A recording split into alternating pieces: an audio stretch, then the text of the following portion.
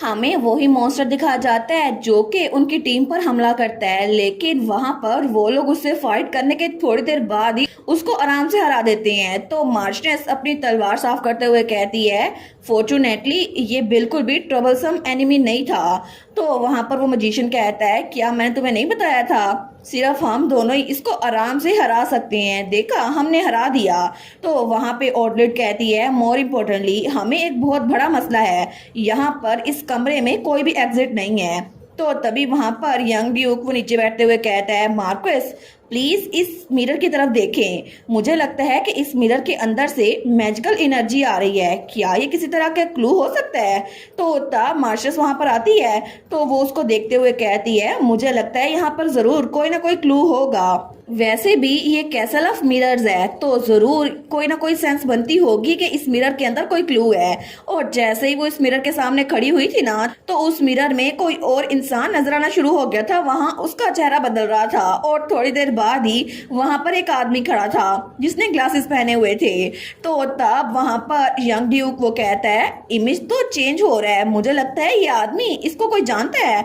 तो ऑर्डलेट कहती है, आखिर ये आदमी है कौन, ये तो थोड़ा कमजोर लग रहा है, ऐसा लगता है इसको फाइट करना नहीं आती। तो मार्शनेस ब्लश करते हुए कहती है, ये मेरा हस्बैंड है। तो ऑर्डलेट कहती है, आपका हस्बैंड तो बहुत ही ज्यादा स्कॉलरली लग रहा है, लेकिन ये तो हॉट भी है।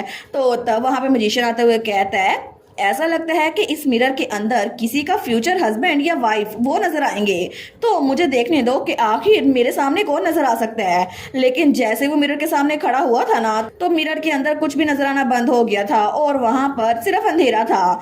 वो कहता है, ऐसा लगता है कि मैं पूरी जिंदगी सिंगल ही रहूंगा, वैसे भी पिछले 209 सालों से मैं सिंगल ही हूँ। वो कहती है, ऑल राइट, लेकिन तब वो दिल में सोचती है, वैसे भी आपको कोई बर्दाश्त नहीं कर सकता ना, आपके साथ कौन ही रुकेगा। लेकिन तब वो मजिशियन कहता है, मेरी दूर की डिसेंडेंट यहाँ पर आओ और इस मिरर के सामने खड़े हो, देखते हैं कि तुम्हारा हस्बैंड कौन बनेगा जो हमारी आर्च मेज की लिनियज को आगे बढ़ाएगा। वो कहती है, हाँ ठीक है। लेकिन जैसे वो उसके सामने खड़ी हुई थी ना, तो कुछ भी नजर नहीं आ रहा था। वो कहता है, क्या ये कितना अजीब है ना, आखिर इस मिरर के आगे तुम्हारी अपनी रिफ्लेक्शन क्यों नजर आ रही है, ऐसा लगता है कि इस मिरर का जवाब ये भी नहीं है। तो प्रिंस वहां आते हुए कहता है, इस मिरर की ट्रू नेचर वो जरूर कोई और चीज होगी, है ना। तो वहां पे ऑर्डलेट इधर उधर देखती है और वहां जो हीलर खड़ी हुई थी ना, उसको देखती है और उसका बाजू पकड़ के वहां घसीट के लेके आती है।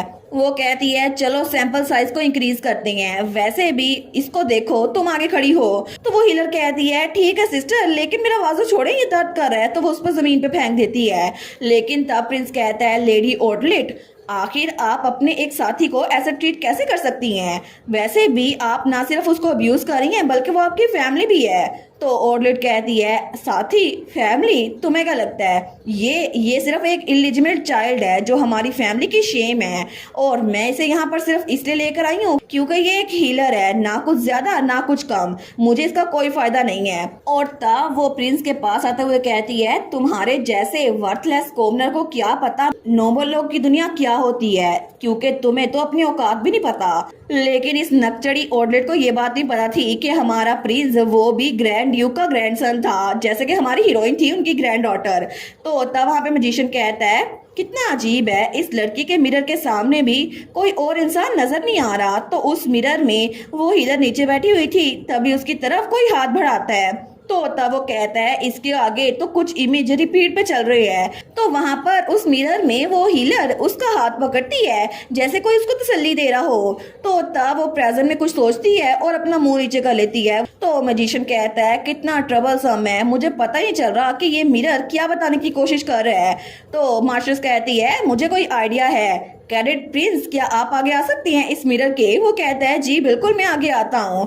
तो तब हमारा प्रिंस उस आईने के सामने आके खड़ा होता है, लेकिन उसी पल उस आईने में कुछ और नजर आ रहा था। तो उसको देखकर तो प्रिंस बहुत ज्यादा ब्लश कर रहा था। वो कहता है, क्यों नहीं, कैसे, आखिर ये यहाँ पर क्या कर रही हैं लेडी बियांका। और उस मिरर में उसके सामने हमारी बियांका थी जो कि बहुत ही ज्यादा क्यूट लग रही थी और वो स्माइल भी कर रही थी उस मिरर में।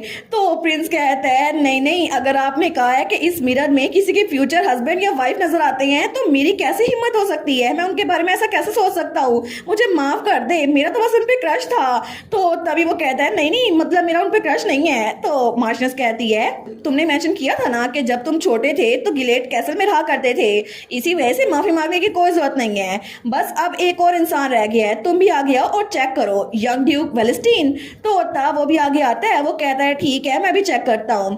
लेकिन जैसे वो मिरर के सामने खड़ा हुआ था ना तो तब उसमें भी वो इमेज चेंज हो रही थी। लेकिन जैसे ही वो उस इमेज को देखता है तो प्रिंस भी आगे आकर देखता है, वो कहता है ये कौन है। लेकिन वहां पर पिंक बालों वाली कोई लड़की खड़ी हुई थी और उसके कपड़े हमारी एलेट की तरह लग रहे थे। तो तब तो उसके चेहरा नजर नहीं आ रहा था, लेकिन एलेट के कपड़े सेम टू सेम वैसे ही थे जो उसे 17 लूप शुरू होने से पहले मिले थे। तो तब वहां पर यंग ड्यूक उसके तो पसीने छूट गए थे, वो कहता है आखिर ये यहाँ पर क्या कर रही हैं।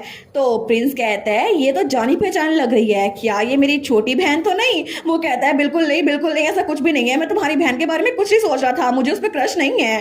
तो तब वो कहता है मैंने कब कहा कि तुम्हें मेरी बहन पे क्रश है। वो कहता है नहीं नहीं ऐसा कुछ भी नहीं है। लेकिन तभी वो मैजिशियन उस मिरर के सामने खड़ा होता है और तभी वो उसको बड़ा घूर के देखता है और उसी पल जैसे उसकी नजर एलेट पे पड़ती है ना उसके पिंक बालों पर, तो वो इमेजिन करता है कि उसके कान उस पिंक बालों के जैसे ही हैं और उसके हाथ बिल्कुल किसी जानवर की तरह हैं, बहुत ज्यादा क्यूट से। और वो तो उसको बिल्कुल कोई half human half animal consider कर लेता है जिसकी टेल भी थी। तो तब वो ब्लश करते हुए कहता है ये मुझे इसको रेज करना है, मुझे ये पसंद है। लेकिन उसकी बात सुनकर बाकी चारों के चारों खामोश हो गए थे और उसको बड़ा घूर के देखते हैं। सारे सोचते हैं क्या इसने अभी क्या बोला। लेकिन मार्शनेस कहती है मुझे लगता है मैंने कुछ डिस्गस्टिंग सुन ली है, लेकिन चलो इसको इग्नोर करते हैं, मैं जानती हूँ मिरर की ट्रू नेचर क्या है। ये एक ऐसा मिरर है जो किसी भी इंसान की आइडियल टाइप को व्यू करता है। तो तब ये जवाब सही था और उस मिरर में सही जवाब आ जाता है। लेकिन उस मिरर के सही जवाब आने की वजह से वो जगह एक बार फिर से हिलती है और एक बार फिर से उनके लिए भी दरवाजा खुल गया था। वो कहती है अब ये एग्जिट आ गया है। तो मुझे लगता है कि हमें मिरर का ट्रू पर्पस वो नजर आ गया, इसी वजह से दरवाजा खुल गया है, हमने बहुत ज्यादा क्रूशियल इन्फॉर्मेशन ली है, तो चलो आगे चलते हैं। तो तभी वो सब आगे जा रहे थे, लेकिन तभी पीछे से वो मैजिशियन कहता है मेरी दूर की डिसेंडेंट एक मिनट रुको, हमें थोड़ा काम करना है। तो तभी वो लोग उस मिरर के पास आ गए थे जहाँ पे बियांका की पोर्ट्रेट थी। तो वो उस मिरर को उठाते हुए कहती है क्या हमें इस पेंटिंग को साथ लेकर जाना होगा।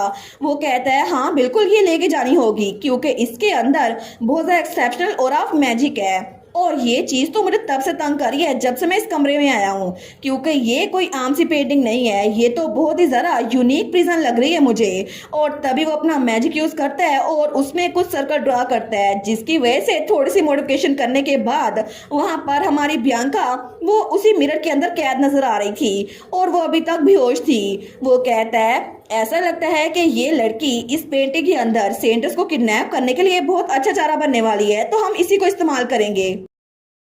और इसी के साथ ये वाला पार्ट यहीं पर ख़त्म। तो आप लोग बताइएगा आप लोग को ये पार्ट कैसा लगा और वीडियो को लाइक और चैनल को सब्सक्राइब लाजमी कीजिएगा। बाकी वीडियोस का लिंक भी स्क्रीन पर नज़र आ रहा होगा, तो काइंडली उनको भी चेकआउट कर ले। और thank you so much for watching my videos. Stay safe, bye bye.